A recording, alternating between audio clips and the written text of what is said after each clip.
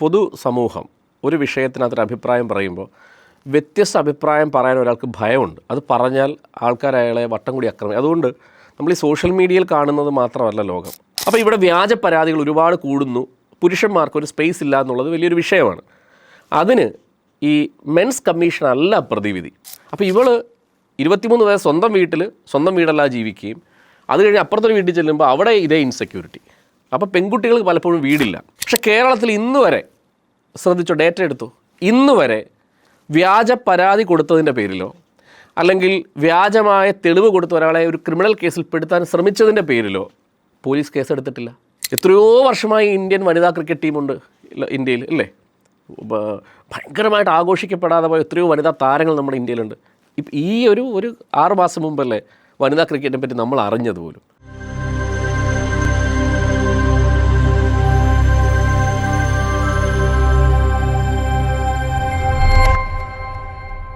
പൊതുസമൂഹം ഒരു വിഷയത്തിനകത്തൊരു അഭിപ്രായം പറയുമ്പോൾ വ്യത്യസ്ത അഭിപ്രായം പറയാൻ ഒരാൾക്ക് ഭയമുണ്ട്. അത് പറഞ്ഞാൽ ആൾക്കാർ അയാളെ വട്ടം കൂടി ആക്രമിക്കും. അതുകൊണ്ട് നമ്മൾ ഈ സോഷ്യൽ മീഡിയയിൽ കാണുന്നത് മാത്രമല്ല ലോകം. അത് കുറച്ച് പേരുടെ കാര്യമുള്ളൂ. ഇതിനകത്ത് ഇപ്പോൾ പുരുഷ കമ്മീഷൻ എന്ന് പറയുന്ന സാധനമുണ്ട്. അത് കുറച്ച് പേര് ഇപ്പോൾ അത് ഉയർത്തിക്കൊണ്ട് വരുന്നുണ്ട്. ഇപ്പോൾ ഞാൻ പേര് പറഞ്ഞാൽ പോലും ഇപ്പോൾ രാഹുൽ ഈശ്വർ എന്ന് പറയുന്ന ഒരു സാമൂഹിക പ്രവർത്തകനായ ചെറുപ്പക്കാരനാണ്. അദ്ദേഹം അതിനു വേണ്ടി വാദിക്കുന്നു, ചാനലുകൾ അതിനെപ്പറ്റി സംസാരിക്കുന്നു, കുറേ പേര് അതിനുവേണ്ടി പുരുഷ കമ്മീഷൻ. ഞാൻ സോഷ്യൽ മീഡിയ നോക്കുമ്പോഴൊക്കെ സ്ത്രീ കമ്മീഷൻ, വനിതാ കമ്മീഷൻ ഉണ്ട്, പുരുഷ കമ്മീഷൻ. ഇത് ഇത് ജനങ്ങൾക്ക് അറിയത്തില്ല ഇപ്പോഴും. ഞാൻ ഈ രാഹുലിനോട് തന്നെ ചോദിക്കാൻ, ഈ മീഡിയയിലൂടെ ഞാൻ അദ്ദേഹത്തോട് തന്നെ ചോദിക്കാൻ ആഗ്രഹിക്കുന്ന ഒരു കാര്യം, ഈ പുരുഷ കമ്മീഷൻ എന്ന് പറയുന്ന ഈ കമ്മീഷൻ എന്ന് പറയുന്നത് തന്നെ അറിയാമോ? അത് സത്യത്തിൽ യാതൊരു തരത്തിലുള്ള അധികാരവും അതിനില്ല. ഒരു കമ്മീഷൻ എന്ന് പറഞ്ഞു കഴിഞ്ഞാൽ അത് ഇനി പുരുഷ കമ്മീഷൻ വെച്ചതുകൊണ്ട് സ്ത്രീകൾക്കെതിരായ അല്ല സ്ത്രീകൾക്ക് ശിക്ഷിക്കപ്പെടുക അല്ലെ പുരുഷന്മാർക്ക് നീതി കിട്ടും, ഇല്ല. കാരണം ഇപ്പം മനുഷ്യാവകാശ കമ്മീഷൻ അല്ലെങ്കിൽ വനിതാ കമ്മീഷൻ ഇത് ഒരു അധികാരമുള്ള ഒരു ബോഡിയല്ല. അതിനാകെയുള്ള അധികാരം ഇപ്പം നമുക്ക് പറയാം, ഇപ്പോൾ നമ്മളൊരു മനുഷ്യാവകാശ കമ്മീഷനിൽ പരാതി കൊടുത്തു. നമ്മൾ കാണുന്നു മനുഷ്യാവകാശ കമ്മീഷനിൽ എത്രയോ പരാതി ഞാൻ കൊടുത്തിട്ടുണ്ട്. ഈ കമ്മീഷൻ എന്ന് പറഞ്ഞു കഴിഞ്ഞാൽ അതൊരു ജുഡീഷ്യൽ ബോഡിയല്ല, അതൊരു എക്സിക്യൂട്ടീവ് ബോഡിയല്ല, ഒരു കോസി ജുഡീഷ്യൽ സിസ്റ്റം ഉള്ള ഒരു സാധനമാണ്. അത് നമുക്ക് ഒരു സ്പേസ് തരുന്നു എന്ന് മാത്രമേ ഉള്ളൂ, കേൾക്കാനൊരു സ്പേസ്, അത് മാത്രമേ ഉള്ളൂ ഈ കമ്മീഷൻ എന്ന് പറഞ്ഞാൽ. അവർക്കൊരു ജഡ്ജ്മെൻറ്റ്, ഇപ്പോൾ ഒരു വിഷയത്തിൽ ഇടപെട്ടതിന് ശേഷം അതിനകത്ത് അവർക്കൊരു ഉത്തരവ് പുറപ്പെടുവിക്കാൻ കഴിയില്ല. അവർക്ക് ശുപാർശകൾ കൊടുക്കാനേ കഴിയുള്ളൂ. അതായത് ഇന്നതുപോലെ ചെയ്യണം. ഇപ്പം ഞാൻ അവിടെ ഒരു പരാതി കൊടുത്തു, എനിക്കെതിരെ ഒരു പോലീസ് അട്രോസിറ്റി ഉണ്ടായി, അല്ല എനിക്കെതിരെ എന്തെങ്കിലും തരത്തിലുള്ള ഒരു പ്രശ്നം ഉണ്ടായി. അപ്പോൾ ഞാൻ മനുഷ്യാവകാശ കമ്മീഷൻ, മനുഷ്യാവകാശം എന്ന് പറയുന്നത് എല്ലാ അവകാശങ്ങളും മനുഷ്യാവകാശത്തിൽ പെടുന്നതാണല്ലോ. ഞാൻ അവിടെ പരാതി കൊണ്ട് കൊടുത്തു കഴിഞ്ഞാൽ എനിക്കെതിരെ പരാതി സ്വീകരിച്ചിരിക്കുന്ന ആളെ വിളിച്ചു വരുത്താനും അയാളോട് കാര്യങ്ങൾ ചോദിക്കാനും അവർക്ക് അധികാരം കൊടുത്തിട്ടുണ്ട്. പക്ഷേ പ്രശ്നം അതിൻ്റെ പുറത്ത് ഒരു ഉത്തരവിടാൻ ഈ കമ്മീഷനുകൾക്ക് അധികാരമില്ല. അവർക്ക് ശുപാർശ കൊടുക്കാനേ പറ്റുള്ളൂ, സർക്കാരിലേക്ക് ശുപാർശ കൊടുക്കാം. അപ്പോൾ ഈ ശുപാർശ നടപ്പിലാക്കുന്നില്ല എങ്കിൽ ആ ശുപാർശ നടപ്പിലാക്കാൻ വേണ്ടി ഇതേ കമ്മീഷൻ ഹൈക്കോടതിയിൽ കൊണ്ട് കേസ് കൊടുക്കണം. അതായത് ഞങ്ങൾ ശുപാർശ കൊടുത്തു, ആ ശുപാർശ ഇവർ നടപ്പിലാകുന്നില്ല എന്നും പറഞ്ഞ് വാദിയായി, അതായത് നമ്മളൊരു പരാതി കൊടുത്തതിന് ശേഷം ആ പരാതി നടപ്പിലാക്കി കിട്ടാൻ വേണ്ടി നമുക്ക് വേണ്ടി ഇതേ കമ്മീഷൻ കോടതി കൊണ്ട് കേസ് കൊടുത്താൽ മാത്രമേ ഇത് ചെയ്യുള്ളൂ. ഇത് പല കേസിലും കമ്മീഷൻ ഇതിനൊന്നും പോകാറില്ല. അപ്പം നമ്മൾ അഡ്രസ്സ് ചെയ്യുന്ന വിഷയം എന്താ? സ്ത്രീക്കും പുരുഷനും ഒരേ അവകാശമായിരിക്കണം. അതായത് ജെൻഡർ ഇക്വാളിറ്റി, അതാണല്ലോ അല്ലേ? അങ്ങനെയല്ലേ നമ്മൾ ചിന്തിക്കുന്നത്. അല്ല സ്ത്രീ പുരുഷനെ ഇപ്പം അച്ഛൻ ചോദിച്ചൊരു ചോദ്യം ഫെമിനിസം. ഞാൻ മനസ്സിലാക്കുന്ന ഫെമിനിസം എന്ന് പറഞ്ഞു കഴിഞ്ഞാൽ പുരുഷനേക്കാളും മുകളിലുള്ളതല്ല. അവരെ സ്ത്രീക്ക് പുരുഷൻ്റെ മുകളിൽ പോകാൻ വേണ്ടിയുള്ളതല്ല ഫെമിനിസം. ഫെമിനിസം എന്ന് പറഞ്ഞു കഴിഞ്ഞാൽ പുരുഷൻ്റെ തുല്യത എന്ന് പറയുന്നതാണ്. അതായത് ജെൻഡർ ഇക്വാളിറ്റിയാണ്. അതായത് ഞങ്ങൾ പുരുഷനേക്കാളും താഴെയല്ല. ഇപ്പം നമ്മൾ വളരെ സിമ്പിളായിട്ട് പറയാം, പെട്രോൾ പമ്പിൽ ജോലി ചെയ്യുന്ന സ്ത്രീകളുണ്ട് ഒരുപാട് പേര്. നമ്മുടെ പമ്പിലൊക്കെ പെട്രോൾ പമ്പിൽ ജോലി ചെയ്യുന്നുണ്ട്. അവിടുത്തെ പുരുഷനും സ്ത്രീക്കും ഇപ്പോഴും നമ്മൾ ഈ സംസാരിക്കുന്ന മൊമെൻറ്റിലും ഒരേ ശമ്പളമല്ല. ഇപ്പം നമുക്കറിയാം സ്കൂളുകളിൽ എത്രയോ പെൺകുട്ടികൾ പല സ്കൂളുകളിലും കോളേജുകളിലും 3-4 വർഷം ശമ്പളമില്ലാതെ ജോലി ചെയ്യുന്നുണ്ട്. ഇപ്പോഴും അവരുടെ ഭർത്താക്കന്മാരുടെ കയ്യിൽ നിന്ന് സാരി വാങ്ങിക്കാനുള്ള കാശും വാങ്ങിച്ച് വണ്ടിക്കൂലി കൊണ്ട് എന്നോ കിട്ടുന്ന ശമ്പളത്തിന് വേണ്ടി ജോലി ചെയ്യുന്നവരുണ്ട് എല്ലാ മേഖലയിലും. ഇപ്പം എനിക്ക് വളരെ രസകരമായിട്ട് അറിയുന്ന കാര്യം, കേരളത്തിൽ ഒരു കാലത്തുണ്ടായൊരു സമരമാണ് റൈറ്റ് ടു സിറ്റ് എന്ന് പറഞ്ഞ സമരം ഉണ്ടായി. എന്താണെന്ന് വെച്ച് കഴിഞ്ഞാൽ കേരളത്തിലെ വലിയ തുണി കടകൾ, നമുക്കറിയാവുന്ന വലിയ സോക്കോൾഡ് തുണിക്കടകൾ, അവിടെ നമ്മൾ തുണി വാങ്ങാൻ ചെല്ലുന്ന സമയത്ത് പെൺകുട്ടികളാണല്ലോ അവരെ നമ്മളെ സ്വീകരിക്കുന്നത്. കൈയൊക്കെ കൂപ്പി വളരെ മിടുക്കികളായിട്ടുള്ള പെൺകുട്ടികൾ നമ്മളെ സ്വീകരിക്കും. ഒരു സമയത്ത് കേരളത്തിലൊരു സമരം ഉണ്ടായി. ആ സമരം എന്ന് വെച്ച് കഴിഞ്ഞാൽ ഞങ്ങൾക്ക് ഇരിക്കാൻ അവകാശം വേണം ഈ സ്ഥാപനങ്ങളിൽ. കാരണം നമ്മൾ പെട്ടെന്ന് അയ്യോ ഇങ്ങനെ സമരം ഉണ്ടായെന്ന് നമ്മൾ ആലോചിക്കും. അതായത് 24 മണിക്കൂറിൽ 8-9 മണിക്കൂറാണ് അവർ ആ കടയിൽ. അവർ 8 മണി കയറിയാൽ രാത്രി 8-9 മണി വരെയാണ് അവർ ജോലി ചെയ്യുന്നത്. ഈ ജോലി ചെയ്യുന്ന ഒരു സമയത്ത് പോലും അവർക്ക് അവിടെ ഇരിക്കാൻ കഴിയില്ല. അവർ ഫുൾ ടൈം നിൽക്കണം. ഇതിനെതിരെ കേരളത്തിൽ സമരം നടന്നു. റൈറ്റ് ടു സിറ്റ് എന്ന് പറഞ്ഞാൽ അവർ പുറത്തിറങ്ങി സമരം ചെയ്തു. അപ്പോൾ ഇത് പുരുഷന്മാരുടെ അടുത്ത് ഒരു സ്ഥാപനം ചെയ്യുമോ? പെട്രോൾ പമ്പിൽ ഒരു പുരുഷന് ശമ്പളം കൊടുക്കാതിരുന്ന അവൻ പൊട്ടിത്തെറിക്കത്തില്ലേ? അപ്പം ഇങ്ങനെയുള്ള എല്ലാ ഇപ്പോൾ ഒരു കാലത്ത് നമുക്കറിയാം, ഞാൻ മനസ്സിലാക്കുന്നത് നമ്മുടെ ഇവിടെ ഭരണഘടന വന്ന സമയത്ത് റൈറ്റ് ടു വോട്ട് എന്ന് പറയുന്നത് എല്ലാവർക്കും ഒരുപോലെ വോട്ട് ചെയ്യാനുള്ളൊരു അവകാശം ഉണ്ടായിരുന്നു, പുരുഷനും സ്ത്രീയും. നമ്മൾ വലിയ സോക്കോൾഡ് രാജ്യങ്ങളെപ്പറ്റി പറയുന്ന അമേരിക്കയിൽ സ്ത്രീകൾക്ക് വോട്ടവകാശം കിട്ടിയത് 1920 വോട്ടവകാശം കിട്ടിയത്. സ്വത്ത് ആർജിക്കാൻ, അതായത് പുരുഷനൊപ്പം സ്വത്ത് ആർജിക്കാൻ സ്ത്രീകൾ കഴിയത്തില്ലായിരുന്നല്ലോ. ഇപ്പം ക്രിസ്ത്യൻ സ്വത്തവകാശത്തെ പറ്റി പറഞ്ഞാൽ മേരി റോയിയുടെ കേസ് അറിയാമല്ലോ, അരുന്ധതി റോയിയുടെ അമ്മ. അവർ ആദ്യകാലങ്ങളിൽ ട്രാവൻകൂർ ക്രിസ്ത്യൻ ആക്ട് പ്രകാരം ഒരു പുരുഷനും ഒരു സ്ത്രീയും ഒരു മാതാപിതാക്കളും മക്കളായിട്ടുണ്ടെങ്കിൽ പെൺകുട്ടിക്ക് പിതാവിൻ്റെ സ്വത്തിൽ എത്രയോ സ്വത്തുണ്ടെങ്കിലും ആ സ്വത്തിൽ 50,000 രൂപയുടെ അവകാശമുള്ളായിരുന്നു ഒരു സമയത്ത്. ഇതെല്ലാം പുരുഷനുള്ളതാണ്. മേരി റോയ് കേസിന് പോയി 86 സുപ്രീം കോടതിയുടെ വിധി വന്നു. ആ വിധിക്കകത്താണ് ക്രിസ്ത്യൻ സക്സഷൻ ആക്ടിനകത്ത് ഈ തുല്യത വന്നത്. അപ്പോൾ സ്വത്ത് ആർജിക്കാൻ സ്ത്രീക്ക് ഒരു കാലത്ത് കഴിഞ്ഞിരുന്നില്ല, വോട്ടവകാശം ഉണ്ടായിരുന്നില്ല, തുല്യ വേതനം ഉണ്ടായിരുന്നില്ല, ഇരിക്കാൻ സ്പേസ് ഉണ്ടായിരുന്നില്ല. അപ്പോൾ അങ്ങനെ അവരെ ഒരേ അമ്മയുടെ ഉദരത്തിൽ നിന്ന് വരുന്ന 2 പേരെ ഇതിൻ്റെയൊക്കെ പുറത്ത് മാറ്റി നിർത്തുമ്പോൾ ഉണ്ടായ ചിന്തയാണ് ഫെമിനിസം. അല്ല, ഫെമിനിസം എന്ന് പറഞ്ഞു കഴിഞ്ഞാൽ നമ്മൾ ഈ കാണുന്ന പോലെ രസമായിട്ട് ഇപ്പം കാണുന്ന പോലെ ഒരു പ്രത്യേക വസ്ത്രം ധരിക്കുന്നവരോ അല്ലെ പ്രത്യേക തരത്തിൽ സംസാരിക്കുന്നവരോ അല്ല ഫെമിനിസ്റ്റ്. ഫെമിനിസം എന്ന് പറഞ്ഞാൽ ഞാൻ മനസ്സിലാക്കുന്നത് ഞാനും ഫെമിനിസ്റ്റാണ്. ഞാനും ഫെമിനിസ്റ്റ് ആകണം. ഇപ്പോൾ എനിക്കൊരു മോളുണ്ട്, അവൾക്ക് തുല്യത വേണ്ടേ? അവൾ നാളെ ഒരു ജോലിക്ക് പോകുമ്പം അവിടെ അവൾ നിന്നിട്ട് പറയാം, പപ്പ എനിക്ക് അവിടെ ജോലി കിട്ടിയില്ല, എന്താ കാരണം? ഞാനും അവനും അപ്പുറത്ത് ഒരു പയ്യനെ അവരെടുത്തത്, ഞാനും അവനും ഒരേ മാർക്കാണ്, ഇൻ്റർവ്യൂവിൽ ഒരേ, പക്ഷേ അവൻ ആൺകുട്ടിയായിട്ട് അവനെ അവിടെ എടുത്തു എന്ന് പറയുന്നത് അവളോട് കാണിക്കുന്ന അനീതിയല്ലേ? അപ്പം ഞാനും ഫെമിനിസ്റ്റ് ആവണ്ടേ? അപ്പം ഞാൻ ഫെമിനിസ്റ്റാണ്. അപ്പോൾ ഈ ഫെമിനിസം ചിന്താഗതി അല്ല. കാരണം ഫെമിനിസ്റ്റുകളെ ചീത്ത വിളിക്കുന്ന പുരുഷന്മാരുണ്ട്. അതവരുടെ വസ്ത്രമൊക്കെ കണ്ടിട്ട് ചീത്ത വിളിക്കുന്നുണ്ട്. അവരോട് പുരുഷന്മാരോട് എനിക്ക് പറയാനുള്ളൊരു പറച്ചില്ലെന്ന് പറഞ്ഞാൽ, നിങ്ങളുടെ ഭാര്യ ഉണ്ടെങ്കിൽ നിങ്ങൾ ഫെമിനിസ്റ്റാണ്, നിങ്ങൾക്ക് മകളുണ്ടെങ്കിൽ നിങ്ങൾ ഫെമിനിസ്റ്റാണ്, നിങ്ങൾക്ക് സഹോദരി ഉണ്ടെങ്കിൽ നിങ്ങൾ ഫെമിനിസ്റ്റാണ്. അതേപോലെ തന്നെ സ്ത്രീകളോട് എനിക്ക് പറയാനുള്ളത്, ഈ ഫെമിനിസം എന്ന് പറയുന്നത് എന്താ പറയുക, പുരുഷൻ തെങ്ങ് കയറുന്നു, വളരെ രസകരമായൊരു കാര്യമാണ്. പുരുഷൻ തെങ്ങ് കയറുന്നു, എനിക്കും തെങ്ങ് കയറണം എന്ന് പറയുന്നതല്ല ഫെമിനിസം. കാരണം തെങ്ങ് കയറാൻ ശാരീരികമായിട്ടുള്ള ഇപ്പം ഞാൻ ചോദിക്കട്ടെ, ഞാനൊരു കുഞ്ഞ് കിടന്ന് ഭയങ്കരമായിട്ട് കരയുന്നു. ഇപ്പം എനിക്ക് മോള് വളർന്ന സമയത്ത് അവൾ കിടന്ന് കരയും ഭയങ്കരമായിട്ട്. അപ്പം ഞാൻ ചെന്നെടുത്ത് അവൾ കരച്ചു നിർത്തത്തില്ല, അവൾ കൂടുതൽ കരയും. കാരണം എൻ്റെ ബോഡി ഉണ്ടാക്കി വെച്ചിരിക്കുന്നത് പ്രകൃതിയുടെ നിയമമാണ്. എൻ്റെ ബോഡി അവൾക്ക് കൂടുതൽ ഇറിറ്റേഷൻ ഉണ്ടാക്കും. കാരണം എൻ്റെ ഈ മസിലും എല്ലും ഒക്കെ അവൾക്ക് കൂടുതൽ ഇറിറ്റേഷൻ. പക്ഷേ അവളുടെ അമ്മയെടുത്ത് അവൾ പെട്ടെന്ന് കരച്ചു നിൽക്കും. കാരണം സ്ത്രീകളെ അങ്ങനെയാണ് പ്രകൃതി ഉണ്ടാക്കി വെച്ചിരിക്കുന്നത്. അവിടെ എനിക്ക് എനിക്ക് തുല്യതയെപ്പറ്റി പറയാൻ പറ്റും? ഇല്ല, നമ്മൾ ചെയ്യുന്ന കാര്യങ്ങളല്ലേ എന്ന് പറയുന്ന പോലെ. ഒരു തെങ്ങ് കയറുമ്പോൾ സ്ത്രീകൾക്കും തെങ്ങ് കയറാം, ഒരു പ്രശ്നവുമില്ല. പക്ഷേ പ്രശ്നം ആ തെങ്ങ് കയറാൻ വേണ്ടി ആ ശാരീരികമായിട്ടുള്ള ഒരു മസിൽസും സ്ട്രെങ്തും കൊടുത്തിരിക്കുന്നത് പുരുഷൻ്റെ ബോഡിക്കാണ്. യാഥാർത്ഥ്യമല്ല. ഇപ്പം ഞാൻ എപ്പോഴും ചിന്തിക്കുന്നൊരു കാര്യമുണ്ട്. നമ്മൾ സ്പോർട്സ് എടുക്കാം, ഇപ്പം ക്രിക്കറ്റ് സ്പോർട്സ് തന്നെ എടുക്കാം. എത്രയോ വർഷമായി ഇന്ത്യൻ വനിതാ ക്രിക്കറ്റ് ടീമുണ്ട് ഇന്ത്യയിൽ, അല്ലേ? ഭയങ്കരമായിട്ട് ആഘോഷിക്കപ്പെടാതെ പോയ എത്രയോ വനിതാ താരങ്ങൾ നമ്മുടെ ഇന്ത്യയിലുണ്ട്. ഇപ്പം ഈ ഒരു 6 മാസം മുമ്പല്ലേ വനിതാ ക്രിക്കറ്റിനെ പറ്റി നമ്മൾ അറിഞ്ഞത് പോലും. എന്തുകൊണ്ടാണ് ഞാൻ പലപ്പോഴും ശ്രദ്ധിച്ചിട്ടുണ്ട്, ഈ ഫെമിനിസത്തെ പറ്റി ചിന്തിക്കുന്ന ആൾക്കാർ, സ്ത്രീകൾ എന്തുകൊണ്ട് വനിതാ ക്രിക്കറ്റേഴ്സിനെ ആരാധിക്കുന്നില്ല? അവർ വിരാട് കോഹ്ലി ആരാധിക്കുന്നത്, അവർ സച്ചിനെയാണ് ആരാധിക്കുന്നത്, അവർ മഹേന്ദ്ര സിംഗ് ധോണി ആരാധിക്കുന്നത്. ജമീമ റോഡ്രിഗസിൻ്റെ പേര് ഈ നാട്ടിൽ ഏതെങ്കിലും പെൺകുട്ടികൾക്ക് അറിയാമായിരുന്നോ? ഹർമീൻ കൗർ, അവരുടെ പേര് ഏതെങ്കിലും പെൺകുട്ടിക്ക് അറിയാമായിരുന്നു? സ്മൃതി മന്ദാനെ ഏതെങ്കിലും പെൺകുട്ടികൾക്ക് അറിയാമായിരുന്നു? അവർക്കറിയാവുന്ന പേര് സച്ചിനും ഗാംഗുലിയും ധോണി എന്നുള്ളതല്ല പെൺകുട്ടികൾക്ക് അറിയാവുന്നത്. അപ്പോൾ എന്തുകൊണ്ടാണ് സ്പോർട്സ് ഇപ്പം അത്ലറ്റിക്സ് നമ്മൾ ശ്രദ്ധിക്കുന്നത്, അല്ലെ ഹോക്കി താരങ്ങൾ, ഫുട്ബോൾ താരങ്ങൾ, മെസ്സി, റൊണാൾഡോ, മറഡോണ, നമ്മൾ എന്തുകൊണ്ടാണ് വനിതാ ഫുട്ബോൾ താരങ്ങളുടെ പേര് പെൺകുട്ടികൾക്ക് പോലും അറിയാതിരിക്കുന്നത്? അപ്പോൾ അവിടെ പെൺകുട്ടികളും സ്പോർട്സിനെ പറ്റി അവർ പെട്ടെന്ന് അട്രാക്റ്റ് ചെയ്യുന്ന പുരുഷന്മാരെയാണ്. അപ്പോൾ ഫെമിനിസം എന്ന് പറഞ്ഞാൽ പുരുഷൻ ചെയ്യുന്ന എല്ലാം ചെയ്യുക എന്നുള്ളതല്ല, മറിച്ച് പുരുഷൻ ചെയ്യുന്ന എല്ലാ കാര്യങ്ങളും ഞാൻ നാളെ മുതൽ ചെയ്യണം, അതിനുവേണ്ടി എനിക്ക് അവകാശം വേണമെന്നല്ല. പുരുഷൻ ഒരു കാര്യം ചെയ്യുമ്പോൾ അതേ കാര്യം ചെയ്യാൻ എനിക്ക് ക്വാളിറ്റിയും കഴിവുണ്ടെങ്കിൽ എന്നെ അതിനെ തടയാതിരിക്കുക എന്നുള്ളതാണ്. അതാണ് ജെൻഡർ ഇക്വാളിറ്റി എന്ന് പറയുന്നത്. അപ്പോൾ ഇവിടെ ചോദിച്ചൊരു ചോദ്യം വനിതാ കമ്മീഷൻ എന്ന് പറയുന്നത്, നമുക്ക് അതിലേക്ക് വീണ്ടും തിരിച്ചു വരാം.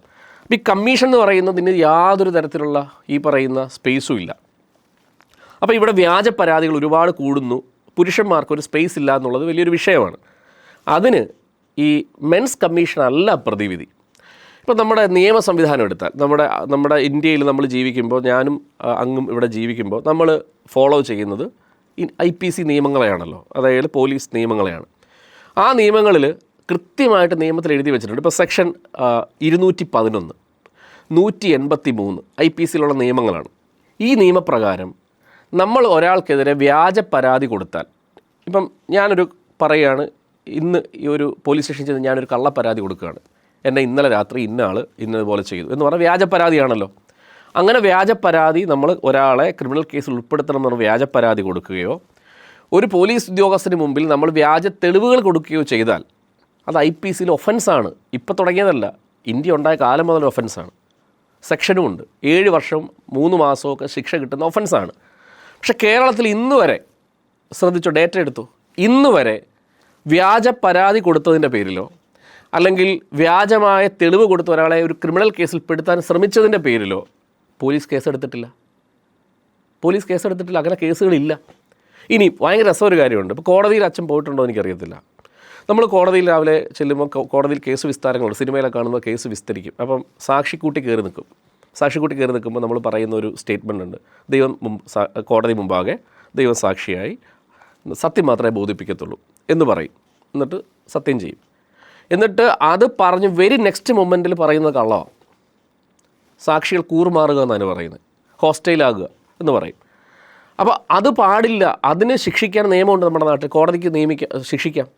ഇന്ന് വരെ ഒരു കേസുകളിലും കോടതികളൊന്നും അതിന് ശ്രമിച്ചിട്ടില്ല. അപ്പോൾ നിയമം ഇല്ലാത്തതല്ല, നിയമം IPCയിലും CRPCയിലും. അതുപോലെ തന്നെ നമ്മൾ ഒരാൾക്കെതിരെ വ്യാജ തെളിവ് കൊടുത്ത ഒരാളെ ഒരു കേസിൽ ഉൾപ്പെടുത്തി കഴിഞ്ഞാൽ നഷ്ടപരിഹാരം ആവശ്യപ്പെട്ടുകൊണ്ട് കേസ് കൊടുക്കാം. അതിന് വകുപ്പുണ്ട്. ഒരു 10, 15, 1 കോടിയോ ഒക്കെ. അതായത് ഇപ്പം ഞാൻ ഇന്ന സ്ഥലത്ത് ഈ ഈവനിങ് സമയത്ത് ഞാൻ ഉണ്ടായിരുന്നില്ല, എനിക്കെതിരെ വ്യാജ തെളിവുകൾ നിർമ്മിച്ച് എന്നെ കേസിൽപ്പെടുത്തി എന്നെ ഒരു 10 ദിവസം പിടി ജയിലിലിട്ടു, പുറത്തിറങ്ങി വന്നാൽ എനിക്ക് 5, 10 എൻ്റെ ഒരു റെപ്യൂട്ടേഷനൊക്കെ അനുസരിച്ച് കോടികൾ എനിക്ക് നഷ്ടപരിഹാരം ചോദിക്കാം. എത്ര പേര് കേസ് കൊടുക്കുന്നുണ്ട്? അപ്പോൾ നിയമമുണ്ട്, നിയമം ഇല്ലാത്തതല്ല, ആ നിയമം ഇംപ്ലിമെൻറ്റ് ചെയ്യുന്നില്ല എന്നുള്ളതാണ് ഏറ്റവും പ്രധാനം. ഇപ്പോൾ ഞാൻ അതിലൊരു കാര്യം കൂടെ പറയാം.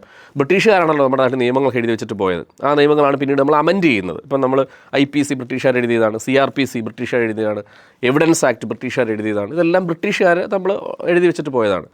കാലാകാലങ്ങളിൽ അതിന് വേണ്ട മാറ്റങ്ങൾ വരുത്താൻ പാർലമെൻറ്റിനും നിയമനിർമ്മാണ സഭയ്ക്കും അധികാരമുണ്ട്. കേരളത്തിലാണെങ്കിൽ നമ്മുടെ സംസ്ഥാന നിയമനിർമ്മാണ സഭയും കേന്ദ്ര നിയമങ്ങളിലാണെങ്കിൽ പാർലമെൻറ്റിനും അധികാരമുണ്ട്. അതിൻ്റെ പുറത്ത് എത്ര അമെൻമെൻറ്റുകൾ ഇതിനു വേണ്ടി കൊണ്ടുവരുന്നില്ല. ഇപ്പം ബ്രിട്ടനിൽ നമ്മൾ പോയി കഴിഞ്ഞാൽ, ബ്രിട്ടീഷുകാരുള്ള നിയമം എഴുതി വെച്ചിട്ട് പോയാൽ, ബ്രിട്ടനിൽ നമ്മൾ പോയി കഴിഞ്ഞാൽ പെർജുറി എന്ന് പറയുന്നത് 1911 അവർ എഴുതി ഉണ്ടാക്കിയ ഒരു നിയമമാണ്, സ്പെഷ്യൽ നിയമമാണ് പെർജുറി എന്ന് പറഞ്ഞു കഴിഞ്ഞാൽ അതിൻ്റെ അർത്ഥം ഇത്രയേ ഉള്ളൂ, കള്ളസാക്ഷി പറയുക, കള്ളം പറയുക. അതിനുവേണ്ടി ഒരു സെപ്പറേറ്റ് നിയമം ബ്രിട്ടനിൽ 1911 മുതലുണ്ട്. 7 വർഷം വരെ ശിക്ഷ കിട്ടും. അതായത് നീ പോയി ഒരാൾക്കെതിരെ കള്ളത്തെളിവ് സൃഷ്ടിക്കുകയോ കള്ളം പറയുകയോ ചെയ്താൽ അതിനൊരു സ്പെഷ്യൽ നിയമം ബ്രിട്ടനിലുണ്ട്. എന്നാൽ ബ്രിട്ടീഷുകാർ ഭരിച്ചിട്ട് പോയ ഇന്ത്യയിൽ ഈ നിമിഷം വരെ കള്ളത്തെളിവ് കൊടുക്കുന്നതിന് വേണ്ടി, കള്ളത്തെളിവ് കൊടുത്ത് ഒരാളെ ശിക്ഷിപ്പിക്കുകയോ ഒരാളെ അകത്തിടുകയോ ചെയ്താൽ അത് വിചാരണ ചെയ്യാൻ വേണ്ടി ഒരു സ്പെഷ്യൽ നിയമം നമ്മുടെ നാട്ടിലില്ല. ഉള്ളത് ഞാൻ നേരത്തെ പറഞ്ഞതുപോലെ IPCയിലുള്ള ചില സെക്ഷനുകൾ മാത്രമാണ്. ഇന്ന സെക്ഷൻ ഇത് പറയുന്നുണ്ട്. പക്ഷേ അത് പ്രകാരം പോലീസ് കേസെടുക്കുന്നുമില്ല, അത് പ്രകാരം കോടതികൾ കേസെടുക്കുന്നുമില്ല. കോടതിയുടെ മുമ്പിൽ ഒരാൾ വന്ന് സത്യം ചെയ്തിട്ട് ഉടനടി കള്ളം പറയുന്നുണ്ട്, അത് കോടതി അങ്ങ് വിട്ടുപോകുന്നുണ്ട്. സെപ്പറേറ്റ് നിയമങ്ങളില്ല. അപ്പോൾ ഈ മെൻസ് കമ്മീഷൻ കൊണ്ടുവരിക എന്നുള്ളതല്ല എൻ്റെ ആവശ്യം. കാരണം ഒരു അധികാരവും ഇല്ലാത്ത, ഒരു ഉത്തരവിടാനും കഴിയാത്ത, ഒരാളെ ശിക്ഷിപ്പിക്കാൻ കഴിയാത്ത, ഒരാൾക്കൊരു നീതി വാങ്ങിച്ചു കൊടുക്കാൻ കഴിയാത്ത ഒരു കമ്മീഷന് പുറകെ പോകുന്നതിന് പകരം ജെൻഡർ ഇക്വാളിറ്റി നിയമങ്ങൾ ഉണ്ടാക്കുക. ഒരു ഉദാഹരണം ഞാൻ പറഞ്ഞുതരാം. നമ്മുടെ നാട്ടിൽ സ്ത്രീ സംരക്ഷണത്തിന് വേണ്ടി ഉണ്ടാക്കിയ ഒരു നിയമമാണ് protection of women from domestic violence act എന്ന് പറയുന്ന നിയമമുണ്ട്. അതായത് ഒരു കാലത്ത് സ്ത്രീകളെ, ഇപ്പം എൻ്റെ കുട്ടിക്കാലത്ത് ആ സമയത്ത് ഞാൻ കണ്ടിട്ടുണ്ട്, സ്ത്രീകളെ ഒരു കാരണമില്ലാതെ വീട്ടിൽ നിന്നൊക്കെ പുറത്താക്കും. അപ്പം നമ്മുടെയൊക്കെ നാട്ടിലറിയാമല്ലോ, ഒരു പെൺകുട്ടിയെ മാതാപിതാക്കൾ കെട്ടിച്ചു വിടുക എന്ന് പറഞ്ഞു കഴിഞ്ഞാൽ ഭയങ്കര അധ്വാന ഫലമാണ്. അവർ ഉള്ളതൊക്കെ സ്വരൂപിച്ച് കൊടുത്ത് അവരെ കല്യാണം കഴിപ്പിച്ചു വിടും. ചിലപ്പോൾ ഒരു വീട്ടിൽ 5, 6, 7 പെൺകുട്ടികൾ ഒരു വീട്ടിൽ കാണും. അപ്പോൾ എൻ്റെ പപ്പയൊക്കെ പറഞ്ഞു കേട്ടിട്ടുണ്ട്, ഒരു പെൺകുട്ടിയെ കല്യാണം കഴിപ്പിച്ച് വിടുമ്പോൾ ഈ മാതാപിതാക്കൾ അവരോട് പറയുന്നൊരു ഡയലോഗുണ്ട്, മോളെ അവിടെ പോയി എങ്ങനെയും അടങ്ങി ഒതുങ്ങി ജീവിക്കണം, നിൻ്റെ വീടിനി അതാണ്, നീ ഇങ്ങോട്ട് ഇനിയും വരരുത്, കാരണം ഇവിടെ നിൻ്റെ താഴെ കുറേ ഇളയത്തങ്ങളുണ്ട്, ഇനി അതിനെ കൂടെ കെട്ടിച്ചൊക്കെ ഉണ്ട്, അതുകൊണ്ട് മക്കൾ അവിടെ പോയി എങ്ങനെയും സങ്കടമാണെങ്കിലും സന്തോഷമാണെങ്കിലും അവിടെ ജീവിച്ചോണം എന്ന് പറഞ്ഞാൽ വിടുന്നത്. ഇന്നിപ്പോൾ അങ്ങനെയാണോ വിടുന്നത്? ഇന്ന് 1-2 പിള്ളേരേ ഉള്ളൂ. ഇന്ന് നമ്മളെന്താ മാതാപിതാക്കൾ പറയുന്നത്, മക്കളെ അവിടെ പോയി നിന്നോ, നിനക്ക് എപ്പോഴും ഇങ്ങോട്ട് വരാം, നീ അവനുമായിട്ട് ഇങ്ങോട്ടിങ്ങ് പോര്, നിൻ്റെ വീടായത് എന്നാ പറയുന്നത്. കാരണം 2 കുട്ടികളായിട്ട് മാറി. അപ്പോൾ ഈ പണ്ടത്തെ കാല സ്ത്രീകൾ അത് പറയുമ്പോൾ നമുക്ക് ഇമോഷൻസ് വരും. ഇപ്പോൾ എൻ്റെ അപ്പായ്ക്ക് 5 പെങ്ങന്മാരുണ്ട്, അവർ 2 ആണുങ്ങളാണ്. ഇങ്ങനെയൊക്കെ തന്നെ പറഞ്ഞ് കെട്ടിച്ചിട്ടുള്ളത്. എന്ത് പ്രശ്നമുണ്ടല്ലോ അവിടെ പിടിച്ച് നിൽക്കണം. അവിടെ ഇനി അവിടെ പോയത് ഞാൻ രസകരമായിട്ട് പറയുന്ന ഒരു സാധനമുണ്ട്. സത്യത്തിൽ നമ്മുടെ പെൺകുട്ടികൾക്ക് വീടുണ്ടോ? പെൺകുട്ടികൾക്ക് വീടില്ല എന്ന് വിശ്വസിക്കുന്ന ഒരാളാണ് ഞാൻ. കാരണം ഇപ്പോൾ കുറേയൊക്കെ മാറിയിട്ടുണ്ട്. ഇപ്പോഴും നമ്മൾ പറയുന്നൊരു ഡയലോഗുണ്ട്, നമ്മുടെ വീടുകളിൽ പറയുന്നൊരു ഡയലോഗുണ്ട്. ഇപ്പം ഞാനും എൻ്റെ ചേട്ടനും പെങ്ങളുമാണ് ഞങ്ങൾ ജീവിച്ചിരുന്നത്, 3 പേര്. കുട്ടിക്കാലത്ത് ഞങ്ങൾ ഒരേപോലെ സിനിമ കണ്ട് രാത്രിയിൽ കിടന്നുറങ്ങി രാവിലെ എഴുന്നേൽക്കുമ്പോൾ അല്പം ലേറ്റായി കഴിഞ്ഞാൽ, അല്ല ഞാനും ചേട്ടനും കിടന്നുറങ്ങുന്നതിൻ്റെ കൂട്ടത്തിൽ പെങ്ങളും കിടന്നുറങ്ങി അമ്മ പറയുന്നൊരു ഡയലോഗുണ്ട്. ഭയങ്കര രസം. അമ്മ പറയുന്നത് എല്ലാ പെൺകുട്ടികളോടും എല്ലാ അമ്മമാരും പറഞ്ഞിട്ടുണ്ട്, എടി നേരത്തെ എഴുന്നേക്ക്, ഇങ്ങനെ കിടന്നുറങ്ങേണ്ടവളല്ല പെൺകുട്ടി, നീ വല്ല വീട്ടിലും പോകാനുള്ളവളാണ് എന്ന് പറഞ്ഞാണ് ഒരു കാലത്ത് എല്ലാ പെൺകുട്ടികളെയും മാതാപിതാക്കൾ വളർത്തിയിട്ടുള്ളത്. ഇനി വല്ല വീട്ടിൽ പോയാലോ? വല്ല വീട്ടിൽ ഇവളെ കെട്ടിച്ചു ഒരു 23 വയസ്സ് വരെ. അപ്പോൾ 23 വയസ്സ് വരെ അവളുടെ ചിന്തയാണ്, ഇത് എൻ്റെ വീടല്ല, ഇത് ചേട്ടൻ്റെയും അനിയൻ്റെയും വീടാണ്, എനിക്ക് ഈ വീടില്ല, എന്നെ ഇവിടുന്ന് പാക്ക് ചെയ്ത് ഇവിടെ വിടാനുള്ളതാണ്. ഇനി അവിടെ ചെന്നാലോ? അവിടെ എന്താ അവളോട് പറയുന്നത്? എടി ഇത് അവിടെ ചെന്ന് കഴിഞ്ഞാൽ ആ ചെല്ലുന്ന മൊമെൻറ്റ് മുതൽ ആ പെൺകുട്ടിയോട് അവിടെ ഉള്ളവർ പറയുന്നത്, എടി ഇനി മോൻ്റെ കാര്യം നീയാ നോക്കേണ്ടത്, അവൻ്റെ ഫുഡ് ഹാബിറ്റ് ഇതാണ്, അവൻ്റെ ഡ്രസ്സിങ് ഹാബിറ്റ് ഇതാണ്, അവൻ ഇത്ര മണിക്ക് ഇനിയെല്ലാം നീ നോക്കണം. അപ്പോൾ ഇവൾ 23 വയസ്സ് സ്വന്തം വീടല്ലാതെ ജീവിക്കുകയും അത് കഴിഞ്ഞ് അപ്പുറത്തൊരു വീട്ടിൽ ചെല്ലുമ്പോൾ അവിടെ ഇതേ ഇൻസെക്യൂരിറ്റി. അപ്പോൾ പെൺകുട്ടികൾക്ക് പലപ്പോഴും വീടില്ല. എനിക്ക് രസകരമായി തോന്നിയ കാര്യം, ഇപ്പം ഞാൻ വായിച്ചൊക്കെ തുടങ്ങുന്നൊരു സമയമുണ്ട്. അതായത് നമ്മൾ അച്ഛനൊക്കെ അറിയാം, നമ്മുടെ ഒരു വായനയൊക്കെ തുടങ്ങുന്ന എപ്പോഴാണ്? പണ്ട് കുട്ടിക്കാലങ്ങളിൽ വീടുകളിൽ വരുന്ന പേപ്പർ എന്ന് വെച്ചാൽ ഇപ്പം വല്യമ്മച്ചിയുടെ കൂടെയാണ് ഞാൻ കുട്ടിക്കാലത്ത് കടയിലൊക്കെ പോകുന്നത്. അപ്പം ഇന്നിപ്പോൾ സൂപ്പർ മാർക്കറ്റിൽ പോയി പാക്ക് ചെയ്ത് കൊണ്ടുവരുന്നല്ലോ, അന്ന് ഒരു മാസത്തിലൊരു ഓട്ടോ വിളിച്ചൊരു കടയിലോട്ട് പോകും, അവിടെ കുറേ സാധനങ്ങൾ വാങ്ങിക്കും, അതെല്ലാം ചണം വെച്ച് കെട്ടി വലിയ പാക്കറ്റായി കൊണ്ടുവരും, വീട്ടിൽ വന്ന് ഇതെല്ലാം ഇട്ടിട്ട് പിന്നെ ഇതെല്ലാം ഡപ്പികളിലേക്ക് ആക്കും, ഇപ്പോൾ ഈ പേപ്പർ എടുത്ത് ഇങ്ങനെ കളയും. ആ പേപ്പറിൽ നിന്നൊക്കെയാണ് നമ്മൾ വായിച്ചു തുടങ്ങുന്നത്. അപ്പോൾ ഞാൻ രസകരമായി പല വേദിയിലും പറഞ്ഞിട്ടുണ്ട്, അന്ന് നമ്മൾ എപ്പോഴും ഞാൻ കണ്ടുകൊണ്ടിരുന്ന ഒരു വാർത്തയാണ്, ഗ്യാസ് സ്റ്റൗ പൊട്ടിത്തെറിച്ച് മരുമകൾ മരിച്ചു.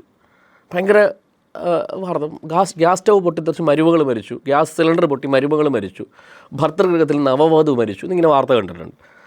അപ്പം കുറച്ചുകൂടെ വളർന്നു കഴിഞ്ഞപ്പം ഞാൻ ചിന്തിച്ചിട്ടുണ്ട്, ഈ ഗ്യാസ് സിലിണ്ടർ പൊട്ടി എന്താണ് അമ്മായിമ്മ മരിക്കാത്തത്? ഗ്യാസ് സിലിണ്ടർക്ക് എപ്പോഴും ഈ മരുമകളോട് മാത്രം എന്താണ് താല്പര്യം, മരുമകളോട് മാത്രം ദേഷ്യം എന്താണെന്ന് ഞാൻ ചിന്തിച്ചിട്ടുണ്ട്. അപ്പോഴാണ് എനിക്ക് മനസ്സിലായത്, ഇത് സിലിണ്ടർ വെറുതെ പൊട്ടുന്നില്ല, പൊട്ടിക്കുന്നതാണ്. ഇതിന് ഒരു ഒഫൻസുകളും ഉണ്ടായിരുന്നില്ല. അങ്ങനെ ഇരിക്കുമ്പോഴാണ് പാർലമെൻറ്റ് 498A എന്ന് പറയുന്നൊരു വകുപ്പ് അമെൻഡ് ചെയ്ത് കൊണ്ടുവന്നത്. അധികം കാലമൊന്നും ആയില്ല, ഞാൻ പറഞ്ഞത് ഒരു 86, 87, 90 കാലഘട്ടത്തിലാണ് ഞാനീ പറയുന്നത്. ആ കാലഘട്ടത്തിലാണ് ഈ നിയമം വരുന്നത്. ആ നിയമം വന്നതിന് ശേഷമാണ് ഈ ഗ്യാസ് സിലിണ്ടർ പൊട്ടുന്ന പരിപാടി നിന്നു കേരളത്തിൽ. കാരണം എന്താ? ഭർതൃഗൃഹത്തിൽ ഒരു പെൺകുട്ടിയെ കല്യാണം കഴിച്ച് വിട്ട് അവിടെ ചെയ്ത സ്ത്രീധനത്തിൻ്റെ പേരിൽ, സ്വത്തിൻ്റെ പേരിൽ ഭർത്താവിൻ്റെ വീട്ടുകാരോ ശാരീരികമായോ മാനസികമായിട്ടോ ഉപദ്രവിച്ചാൽ ഈ ഭർത്താവിൻ്റെ വീട്ടുകാരും ജയിലിൽ പോകാൻ തുടങ്ങി. സ്ത്രീധന പീഡനത്തിൻ്റെ പുറത്ത് ജയിലിൽ പോകാൻ തുടങ്ങി. കേരളത്തിൽ ഒരുപാട് പേര് അങ്ങനെ ജയിലിൽ പോയിട്ടുണ്ട്. അതൊക്കെ സത്യമായ കേസുമായിരുന്നു. അപ്പോൾ ആൾക്കാർ ഈ പെൺകുട്ടികളെ അതായത് ഭർതൃഗൃഹത്തിലോട്ട് ചെയ്യുന്ന പെൺകുട്ടിയെ സ്വർണം കുറഞ്ഞു പോയതിൻ്റെ പേര്, നിറം കുറഞ്ഞു പോയതിൻ്റെ പേര്, അല്ലെ കഴിവ് കുറഞ്ഞു പോയതിൻ്റെ പേര്, സൗന്ദര്യം കുറഞ്ഞു പോയതിൻ്റെ പേരിൽ അവളെ കൊല്ലുന്ന പരിപാടി നിർത്തിയത് ഈ നിയമം വന്നതിന് ശേഷമാണ്. 498 എന്ന വകുപ്പ് വന്നതിന് ശേഷമാണ്. ഇനി അതിനൊരു ട്വിസ്റ്റുണ്ട്. ഇത് മുമ്പോട്ട് പോയപ്പം തുല്യതയായി, പെൺകുട്ടികൾ ഗ്യാസ് സിലിണ്ടർ പൊട്ടിച്ച് മരിക്കുന്നില്ല. പക്ഷേ പിന്നീട് മിസ്യൂസ് ചെയ്യാൻ തുടങ്ങി. ഒരു പ്രശ്നമില്ലാത്ത കുടുംബങ്ങളിൽ പെൺകുട്ടികൾ ചെന്നതിന് ശേഷം ഈ സെൻസ് ഉണ്ടല്ലോ ഉള്ളിൽ, ഇവിടെ എന്നെ സ്ത്രീധനത്തിൻ്റെ പേര് പീഡിപ്പിക്കാമെന്ന് പറഞ്ഞ് ഞാൻ കേസ് കൊടുത്ത ഭർത്താവിൻ്റെ വീട്ടുകാർ അകത്ത് പോകുന്നു പെൺകുട്ടിക്ക് മനസ്സിലായി തുടങ്ങി. അവൾ കള്ളക്കേസ് കൊടുക്കാൻ തുടങ്ങി, തിരിച്ചു കൊടുക്കാൻ തുടങ്ങി. അപ്പോൾ നിസ്സഹായനായ ഭർത്താവിൻ്റെ വീട്ടുകാരും, എനിക്കറിയാവുന്നൊരു കേസുണ്ട്, കൊല്ലത്തൊരു വലിയ സർക്കാർ സ്ഥാപനത്തിലെ ഒരു മനുഷ്യൻ അയാൾ ആത്മഹത്യ ചെയ്തതിൻ്റെ ഈ കാര്യത്തിലാണ്. അതായത് ഒരു തെറ്റും ചെയ്യാതെ അയാളുടെ മാതാപിതാക്കളെയും അയാളെയും പോലീസ് റിമാൻഡ് ചെയ്തു. അയാൾ പുറത്തിറങ്ങി ആത്മഹത്യ ചെയ്തു. ആ കുടുംബ വഴിയാധാരമായി. കള്ളക്കേസ്, പ്യുവർ കള്ളക്കേസ്. അപ്പോൾ ഇപ്പോൾ ഇത് ബാലൻസ് ചെയ്യണ്ടേ? അപ്പോൾ കോടതികൾക്ക് മനസ്സിലായി ഇത് മിസ്യൂസ് ചെയ്യുന്നു. കൃത്യമായിട്ട് സുപ്രീം കോടതി പറഞ്ഞു, ഇപ്പോൾ നമ്മൾ ഈ സംസാരിക്കുന്ന മൊമെൻറ്റിൽ ഒരു പെൺകുട്ടി അവളുടെ മാതാപിതാക്കളും ചെന്ന് പോലീസ് സ്റ്റേഷനിൽ സാറേ കല്യാണം കഴിച്ച് എൻ്റെ മകളെ വീട്ടിൽ കൊണ്ടുപോയതിന് ശേഷം അവളെ സ്ത്രീധനത്തിൻ്റെ പേരിൽ അറ്റാക്ക് ചെയ്തു 498 വകുപ്പിട്ട് കേസെടുത്ത് റിമാൻഡ് ചെയ്യണമെന്ന് പറഞ്ഞാൽ നമ്മൾ ഈ സംസാരിക്കുന്ന മൊമെൻറ്റിൽ പോലീസ് ഒരാളെ റിമാൻഡ് ചെയ്യത്തില്ല. നമ്മളെ വിളിക്കും, അന്വേഷിച്ചിട്ട് കൗൺസിലിംഗ് നടത്തും. ആൻറ്റിസിപ്പേറ്ററി ജാമ്യത്തിനുള്ള സാധ്യത ഉണ്ടെങ്കിൽ അത് തരും. അതിനുശേഷം കൃത്യം തെളിവുണ്ടെങ്കിൽ മാത്രം, കൃത്യമായി പഠിച്ചതിന് ശേഷം മാത്രം, അത് ഈ പറയുന്നത് ഈ സമയത്ത് ഇത്തരത്തിലുള്ള പ്രശ്നങ്ങൾ നടന്നെങ്കിൽ അത് പൂർണ്ണമായി ബോധ്യപ്പെട്ടെങ്കിൽ മാത്രമേ ഇന്നൊരാളെ പിടിച്ച് റിമാൻഡ് ചെയ്യത്തുള്ളൂ. മാറ്റം ഉണ്ടായില്ലേ? ഇപ്പം ഞാൻ പറഞ്ഞ protection of women from domestic violence act എന്ന് പറഞ്ഞ നിയമമുണ്ട്. ആ നിയമവും ഇതുപോലെ തന്നെയാണ്. ആ നിയമം 2005 നിയമം വരുന്നത്. അത് എന്തിനാണെന്ന് വെച്ച് കഴിഞ്ഞാൽ പാർലമെൻറ്റ് ആ നിയമം കൊണ്ടുവരുന്നതെന്ന് വെച്ച് കഴിഞ്ഞാൽ രാജ്യത്താകമാനം ചർച്ച വന്നു. നേരത്തെ ഞാൻ തുടക്കത്തിൽ പറഞ്ഞ പോലെ സ്ത്രീകൾ കല്യാണം കഴിച്ച് ഭർതൃഗൃഹത്തിൽ വന്നു കഴിഞ്ഞാൽ പിന്നെ അവളുടെ വീടാണല്ലോ, ആ ഭർതൃഗൃഹം എന്ന് പറയുന്നത് അവളുടെ വീടാണ്. ഒരു കാരണമില്ലാതെ അവളെ എന്ത് ചെയ്യും? പുറത്താക്കും. അവളെ ഒരു സുപ്രഭാതത്തിൽ അവളെ വീട്ടിൽ കയറ്റുന്നില്ല. അവൾ എങ്ങോട്ട് പോകും? സ്വന്തം വീട്ടിൽ ചെല്ലാൻ പറ്റത്തില്ല. കാരണം അവിടേക്ക് തിരിച്ച് ചെന്നാൽ മാതാപിതാക്കളുടെ സങ്കടം, ബുദ്ധിമുട്ടൊക്കെ ഉണ്ട്. അപ്പോൾ അവൾക്ക് വീടില്ല. അപ്പോൾ അങ്ങനെ വീടില്ലാതെ സ്വന്തം ഭർതൃവീട്ടിൽ ചെന്ന് കയറാൻ കഴിയാതെ സാമ്പത്തികമായ ഒരു വരുമാനമില്ലാതെ, ജോലി കാണത്തില്ല, ഭർത്താവിന് വീട്ടിൽ ചെന്നു എല്ലാം അവൾ ഭർത്താവിന് കൊടുത്തു, എല്ലാം ഭർത്താവിനെ ഏൽപ്പിച്ചു, ഒരു വരുമാനമില്ല. ഭർത്താവിന് രാവിലെ എഴുന്നേറ്റ് ജോലിക്ക് പോകണമെങ്കിൽ, ഒരു മിഠായി വാങ്ങണമെങ്കിൽ, അല്ലെ അവൾക്കൊരു ഒരു അവളുടേതായിട്ടുള്ള എന്തെങ്കിലും കാര്യത്തിന് വേണമെങ്കിൽ അവൾ ഭർത്താവിൻ്റെ അടുത്ത് കൈ യാചിക്കണം. അപ്പോൾ ഇങ്ങനൊരു പെൺകുട്ടി ഒരു സുപ്രഭാതത്തിൽ വീട്ടിൽ നിന്ന് പുറത്താക്കപ്പെടുകയാണ്. നീ നിൻ്റെ വീട്ടിൽ പോകും, അടിച്ചങ്ങിറക്കുകയാണ്. അപ്പോൾ അങ്ങനെയുള്ള പെൺകുട്ടികൾക്ക് വീടില്ല. അവർക്ക് സ്വയം സംരക്ഷിക്കാൻ അവർക്ക് സാധ്യത. ഇനി അതിൻ്റെ കൂടെ ഉപദ്രവമുണ്ട്. അപ്പോൾ അങ്ങനെ രാജ്യത്താകമാനം ഈ വിഷയം വന്നപ്പോഴാണ് പാർലമെൻറ്റ് ഒരു നിയമം പാസ്സാക്കി, domestic violence protection of women from domestic violence act. ആ നിയമത്തിൻ്റെ പേരിൽ തന്നെ അതിൻ്റെ അർത്ഥമുണ്ട്, protection of women from domestic violence, ഗാർഹിക പീഡനങ്ങളിൽ നിന്നും സ്ത്രീയെ സംരക്ഷിക്കുന്ന നിയമം. ഇതാണല്ലോ ആ നിയമത്തിൻ്റെ അന്തസ്സത്ത എന്ന് പറയുന്നത്. 2005 നിയമം പാസ്സാകുന്നത്. ആ നിയമം പാസ്സായതിനകത്ത് ഏറ്റവും പ്രധാനപ്പെട്ട വകുപ്പ് എന്താ? അതിൽ സെക്ഷൻ 19 പറയുന്ന ഏറ്റവും പ്രധാനപ്പെട്ട കാര്യം ഷെയർ ഹൗസ് ഹോൾഡ് എന്ന് പറയുന്ന ഒരു വകുപ്പുണ്ട്. അതായത് ഇപ്പോൾ ഇന്ന് നമ്മൾ ഈ സംസാരിക്കുന്ന മൊമെൻറ്റിൽ ഒരു പെൺകുട്ടി ഒരു വീട്ടിൽ ഭർതൃവീട്ടിൽ താമസിക്കുകയാണ്. അവൾ വന്നിട്ട് നമ്മുടെ അടുത്ത് പറയുകയാണ്, കോടതിയോടും വക്കീലിനോടും പറയുകയാണ്, സാറേ ഇപ്പോൾ എന്നെ വീട്ടിൽ കയറ്റുന്നില്ല ഭർത്താവ്, എനിക്ക് വീട്ടിൽ കയറാൻ സാധിക്കുന്നില്ല, എനിക്ക് എൻ്റെ സ്വന്തം വീട്ടിൽ പോകാൻ കഴിയില്ല, അത് അനിയൻ്റെ പേരിലാണ്, അപ്പൻ എഴുതി വെച്ചേക്കുന്നത്, അനിയനും കുടുംബം അവിടെ താമസിക്കുന്നു, എനിക്ക് ജീവിക്കാൻ മാർഗ്ഗമില്ല എന്ന് പറഞ്ഞാൽ നമ്മൾ ഈ നിയമപ്രകാരം മജിസ്ട്രേറ്റ് കോടതി കൊണ്ട് കേസ് കൊടുത്താൽ കോടതി ഒരു ഉത്തരവിടും. ഉത്തരവെന്ന് പറഞ്ഞാൽ ഈ ഭർതൃഗൃഹം, കല്യാണം കഴിച്ചുകൊണ്ട് അവളെ കൊണ്ടുപോയ ഗൃഹം അവളുടെ കൂടിയാണ്. അതിനെ ഷെയർ ഹൗസ് ഹോൾഡ് എന്നാണ് പറയുന്നത്. അത് അവളുടെ വീടാണ്, അവളുടെയും കൂടെ വീടാണ്. അതുകൊണ്ട് അവളെ അവിടുന്ന് പുറത്താക്കാൻ പാടില്ല എന്ന് കോടതി ആർക്ക് ഉത്തരവ് കൊടുക്കും? ഭർത്താവിനോട് പറയും. ഈ ഉത്തരവ് വാങ്ങിച്ച് പോലീസ് പ്രൊട്ടക്ഷനോട് കൂടി അവൾക്ക് അവിടെ പോയി താമസിക്കാം. ഇത്രയും പെണ്ണുങ്ങൾ നമ്മുടെ നാട്ടിൽ സ്ത്രീകൾ ഇപ്പോൾ താമസിക്കുന്നുണ്ട്. Protection of women from domestic violence ആക്ടിൻ്റെ സംരക്ഷണ പരിധിയിൽ നിന്നുകൊണ്ട് ഭർതൃഗൃഹത്തിൽ ഭർത്താവിൻ്റെ വീട്ടിൽ താമസിക്കുന്ന ഒരുപാട് പെൺകുട്ടികളുണ്ട് ഇവിടെ. അതും മിസ്യൂസ് ചെയ്യപ്പെട്ടു തുടങ്ങി. എന്താ അറിയോ? ഒരു കാരണവുമില്ലാതെ ഒരു സുപ്രഭാതത്തിൽ സ്ത്രീ കൊണ്ട് പരാതി കൊടുത്തിട്ട് എന്നെ ഭർത്താവ് ഉപദ്രവിക്കുന്നു പറഞ്ഞ് അവൾ ഓർഡറും വാങ്ങിച്ച്, പ്രൊട്ടക്ഷൻ ഓർഡറും വാങ്ങിച്ച്, സ്വന്തം, അതായത് ഒരുപക്ഷെ ഈ വീട് ഭർത്താവിൻ്റെ മാതാപിതാക്കൾ വർഷങ്ങൾക്ക് മുമ്പ് വാങ്ങിച്ചതായിരിക്കാം, അവരുടെ കുടുംബ വീടായിരിക്കാം, അവിടെ എല്ലാ വിധത്തിലും മിസ്യൂസ് ചെയ്യുന്നുണ്ട്. അപ്പോൾ അവിടെയാണ് ഞാൻ നേരത്തെ പറഞ്ഞത്, ജെൻഡർ ഇക്വാളിറ്റി അല്ലെങ്കിൽ ജെൻഡർ ന്യൂട്രൽ നിയമങ്ങളാണെങ്കിൽ ഇനി ഈ നിയമത്തിനകത്തുള്ള പ്രശ്നം എന്ന് പറയും, ഈ നിയമത്തിനകത്ത് വിക്ടിം എന്ന് പറയാം. ഇപ്പം നമ്മൾ നിയമം എഴുതുമ്പോൾ ആ നിയമത്തിന് ഡെഫിനിഷൻ ഉണ്ടല്ലോ. ഈ നിയമത്തിനകത്ത് പരാതി കൊടുക്കാൻ ഒരു സ്ത്രീക്ക് മാത്രമേ അധികാരമുള്ളൂ. അങ്ങനെയാണല്ലോ, ഒരു പരാതിക്കാരി. ഒരു നിയമത്തിനകത്ത് പറയുന്നതിലെ പരാതിക്കാരി ആരാണ്? പുരുഷന് പറ്റത്തില്ല. പുരുഷന് ഡൊമസ്റ്റിക് വയലൻസ് ആക്ട് പ്രകാരം ഒരു പരാതി കൊടുക്കാൻ കഴിയില്ല. നിയമത്തിനകത്ത് പറയുന്നതിൻ്റെ വിക്ടിം സ്ത്രീയാണ്, വുമൺ ഓൺലി എന്നാണ് പറയുന്നത്. ഞാൻ പറയുന്നു, അല്ലെങ്കിൽ എൻ്റെ ഒരു ആഗ്രഹം, ഈ മെൻസ് കമ്മീഷന് വേണ്ടിയൊക്കെ വാദിക്കുന്നതിൻ്റെ കൂട്ടത്തിൽ ഈ നിയമത്തിനകത്ത് ഒരു പൊളിച്ചെഴുത്ത് വേണം. ഈ നിയമത്തിനകത്ത് മെൻ അല്ലെങ്കിൽ വുമൺ എന്ന് പറയേണ്ട, ജെൻഡർ ഏതൊരാൾക്കും പറ്റും. ഇപ്പം ഗാർഹിക വീടുകളിൽ സ്ത്രീകളാൽ പീഡിപ്പിക്കപ്പെടുന്ന പുരുഷന്മാരില്ലേ? വിദേശ രാജ്യങ്ങളിൽ പോയി അധ്വാനിച്ച് ജീവിച്ച് നാട്ടിൽ വന്നതിന് ശേഷം സ്വന്തം വീട്ടിൽ കയറി കിടക്കാൻ കഴിയാത്ത പുരുഷന്മാർ നമ്മുടെ നാട്ടിലില്ലേ? സ്വന്തം വീട് ഒരു സുപ്രഭാതത്തിൽ എഴുതി ഭാര്യ അല്ലെങ്കിൽ സ്വന്തം വീടും മക്കളെ, എനിക്കറിയാലോ, സ്വന്തം മക്കളും സ്വന്തം ഭർത്താവ് വിദേശത്ത് പോയി അധ്വാനിച്ചു കൊണ്ടുവന്ന പണവും മക്കളും ഒക്കെ ആയിട്ട് അന്യപുരുഷൻ്റെ കൂടെ ജീവിതം ആസ്വദിക്കാൻ വേണ്ടി പോയിട്ടുള്ള ഭാര്യമാർ നമ്മുടെ നാട്ടിലില്ലേ? അപ്പോൾ ഈ പുരുഷൻ എവിടെ പോകും? അപ്പോൾ ഈ ഡൊമസ്റ്റിക് വയലൻസ് എന്ന് പറയുന്ന സ്ത്രീ മാത്രം അനുഭവിക്കുന്ന ഒരു പ്രശ്നമാണ്. പുരുഷന്മാർ ഡൊമസ്റ്റിക് വയലൻസ് അനുഭവിക്കുന്നുണ്ട്. അപ്പോൾ പണ്ട് കാലഘട്ടം അതായിരുന്നില്ല, സ്ത്രീകൾ മാത്രമായിരുന്നു. അതിനുവേണ്ടി ഒരു നിയമം ഉണ്ടാക്കി. ആ നിയമം കാലക്രമേണ സാമൂഹ്യ മാറ്റം ഉണ്ടായപ്പോൾ ആ നിയമത്തിൽ മാറ്റം വരുത്തുന്നുണ്ടോ? ഇല്ല. അപ്പം ഈ മെൻസ് കമ്മീഷന് വേണ്ടി അല്ല വാദിക്കേണ്ടത് ജെൻഡർ ഇക്വാളിറ്റി, ജെൻഡർ ന്യൂട്രൽ നിയമങ്ങൾ. അപ്പോൾ ഈ ഡൊമസ്റ്റിക് വയലൻസ് ആക്ട് നിയമത്തിൻ്റെ ഡെഫിനിഷനകത്ത് മാറ്റിയിട്ട് ഇത്രയും ചെയ്താൽ വിക്ടിം എന്ന് പറയുന്നത് സ്ത്രീയും പുരുഷനും വിക്ടിമാവും. അപ്പോൾ ഈ നിയമം ഉണ്ട്, ഇപ്പോൾ 498 ആണെങ്കിലും ഡൊമസ്റ്റിക് വയലൻസ് ആക്ട് നിയമപ്രകാരമാണെങ്കിലും നേരത്തെ പറഞ്ഞ സെക്ഷൻ ഇപ്പോൾ IPCയിലുള്ള വ്യാജ പരാതി കൊടുക്കുന്ന നിയമങ്ങളാണ്. ഇതെല്ലാം നിയമങ്ങൾ നമ്മുടെ നാട്ടിലുണ്ട്. ഈ നിയമങ്ങൾ പ്രോപ്പറായി ഇംപ്ലിമെൻറ്റ് ചെയ്യാനുള്ള സംവിധാനം ഉണ്ടാക്കിയെടുത്താൽ ഒരു കമ്മീഷൻ്റെ ആവശ്യമില്ല. ഈ കമ്മീഷനുകൾക്ക് യാതൊരു തരത്തിലുള്ള അധികാരവും ഇല്ല. വെറുതെ ഒരു സ്ഥലം അവിടെ പോയി കഥ പറയാം, കാര്യം പറയാം, കരയാമെന്നതിൻ്റെ അപ്പുറത്തേക്ക് ആത്യന്തികമായി വിഷയം പരിഹരിക്കാൻ വേണ്ടിയാണ് ഇത്തരം കാര്യങ്ങൾ മുമ്പോട്ട് വെക്കുന്നതെങ്കിൽ, അല്ലെങ്കിൽ വിഷയം ആത്യന്തികമായി പരാതികൾ പരിഹരിക്കപ്പെടണമെന്നും പുരുഷന്മാർക്കും സ്ത്രീകൾക്കും തുല്യനീതി കിട്ടണമെന്നും ആഗ്രഹിച്ചാണ് ഇത്തരം ക്യാമ്പയിൻ സ്റ്റാർട്ട് ചെയ്യുന്നതെങ്കിൽ ജനങ്ങൾക്ക് കൃത്യമായ കാര്യങ്ങൾ പറഞ്ഞു കൊടുക്കുന്നതിന് പകരം സ്വന്തം പബ്ലിസിറ്റി കൂട്ടാൻ വേണ്ടി ഇത്തരം കാര്യങ്ങൾ ചെയ്യുന്നതിനോട് എനിക്ക് വിയോജിപ്പുണ്ട്.